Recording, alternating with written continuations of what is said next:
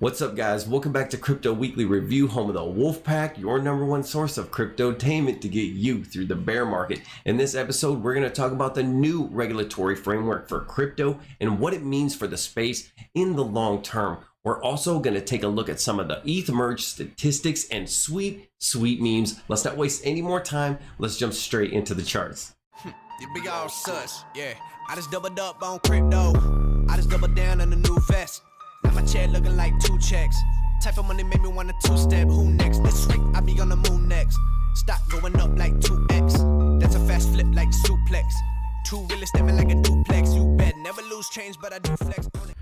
Bitcoin on the daily chart is stable going into the weekend, giving traders enough breathing space to relax and compare losses. Think.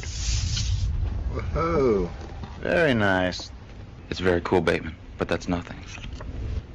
What do you think? Nice. Light. Impressive.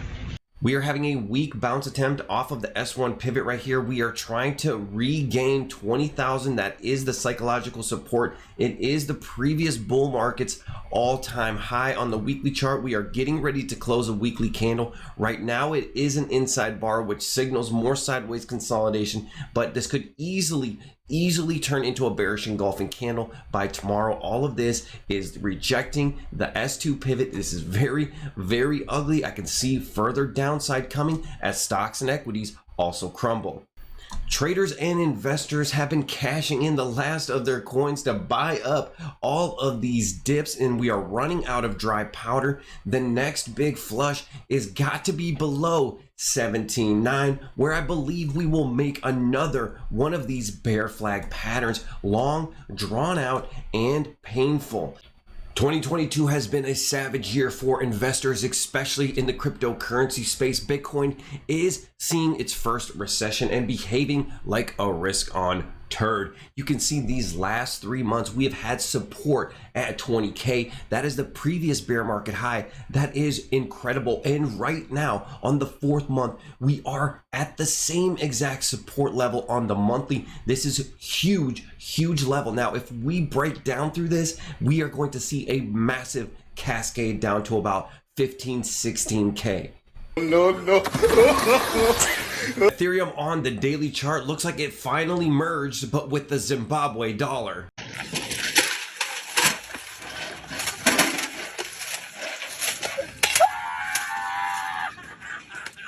Ethereum on the daily chart has rejected the 21 exponential moving average, then flushing down after the merge and holding the S1 pivot, but I don't think it's going to hold very long. I think a nice little opportunity to get in is about 1290 for a quick flip. However, ultimately, I'm looking at 500 to about 480 as the ultimate bottom for Ethereum. Now, Richard Hart has said 750 is going to be the bottom, but look, 883, 863-ish is where we bounced the last time. I think when Bitcoin takes out its lows, Ethereum is also going to take out its lows, and this 500 target is not so crazy. Remember, guys, this is the monthly chart we are talking about. It's not going to play out overnight.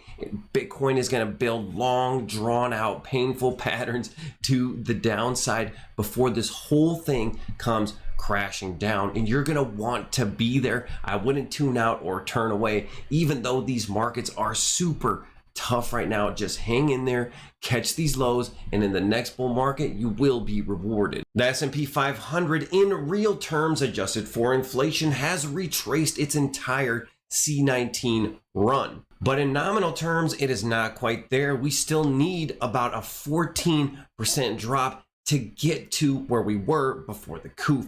Now, you know the Federal Reserve is trying to reel back all that money printing that caused this huge bubble. Well, maybe we need to return to mean before we can go forward. Now, adjusted for Bitcoin, let's say Bitcoin is twice as volatile as the S&P 500, way more illiquid. So let's double that to 30%. That is my target of about 14K.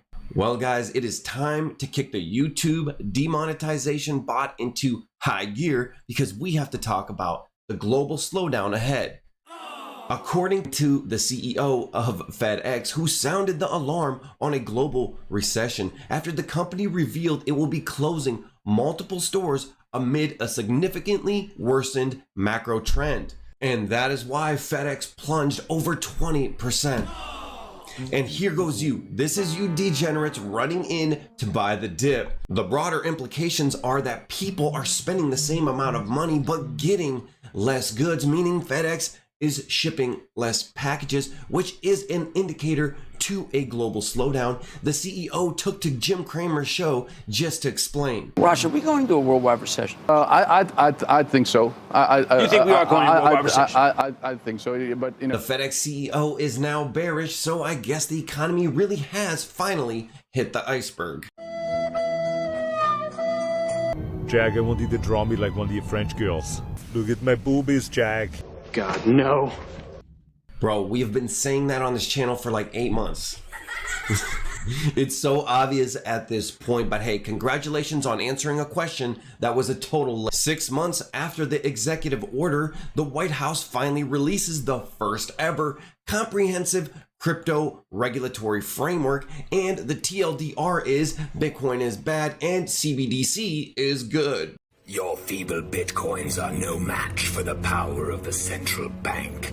There is only one central bank digital currency, one digital petrodollar which shall govern the universe, the Federal Reserve. From what I gather, the SEC, the CFTC, FinCEN, and other government organizations are going to be stepping up the crackdown against cryptocurrency, while at the same time they're going to be building a central bank digital currency, a CBDC. Not all people are agreeing with this. There is some pushback. Some folks say that a CBDC gives the government too much power. They can literally just shut off your accounts with the flip of a switch. They can complete and total surveillance on all of your transactions. They can even influence behavior and trends by shutting off your money for certain purchases. Now, I don't think this could happen in the United States, but if it does, it sounds like government DeFi from hell.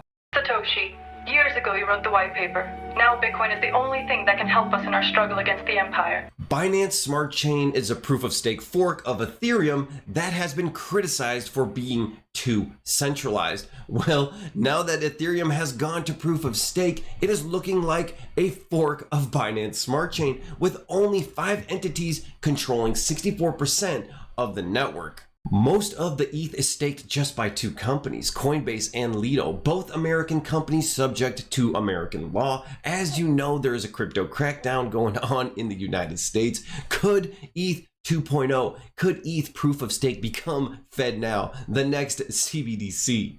For a safe and secure society. But let's not get too carried away. Bitcoin is not much better. In fact, you need only 4 entities to come to 72% of the pool, and I doubt that's what the real Satoshi Nakamoto had envisioned, even if he did drink 3 bottles of wine when he wrote the white paper. I read that. Yes, okay. I was completely drunk. I drank 3 bottles of wine. You know who else is drinking wine in Dubai? Well, that would be Do Kwon. Authorities in Singapore say he is not there. He is a fugitive and he is on the run. I guess he pulled a Catch Me If You Kwon. And if they do catch Do Kwon Classic, will we get a Do Kwon 2.0? I'm not sure, but here is some footage of Do Kwon on the lam.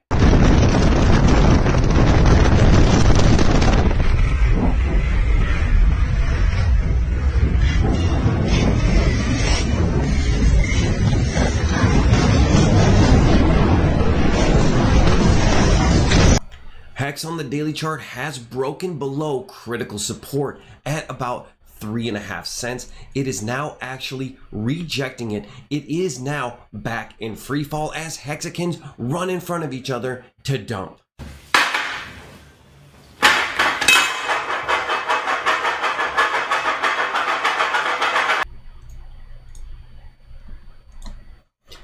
On the weekly chart, we have rejected the S1 pivot with no more Fibonacci pivots on the weekly chart, remaining only the point of control. This area where Hex has mostly been traded, and anywhere between 1.3 cents all the way down to half a penny. I got a feeling we are going to reach my target a lot sooner than expected, as sharks and dolphins unload without restaking.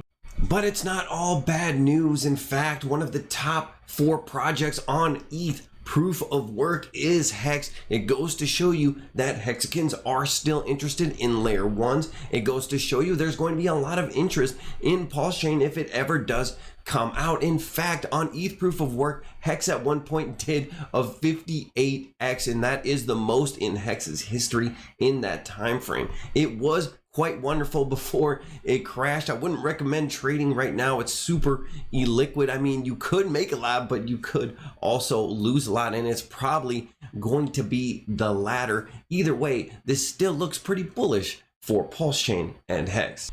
All the prices are unstable on ETH proof of work. I'm just gonna let it be how it is, and also look at this crazy volume that came in on ETH proof of work as people are dumping. Yes, you can go on Bybit and dump your free copies, but I won't. I'm holding out for this. I'm hoping that this can be big. I'm hoping that we can have a truly decentralized proof of work Ethereum where people are building on, because it is more censorship resistance. It is more decentralized. Okay, but anyways, guys, thank you for watching. Like and subscribe, join the wolf pack, and I'll see you on the next one. Peace.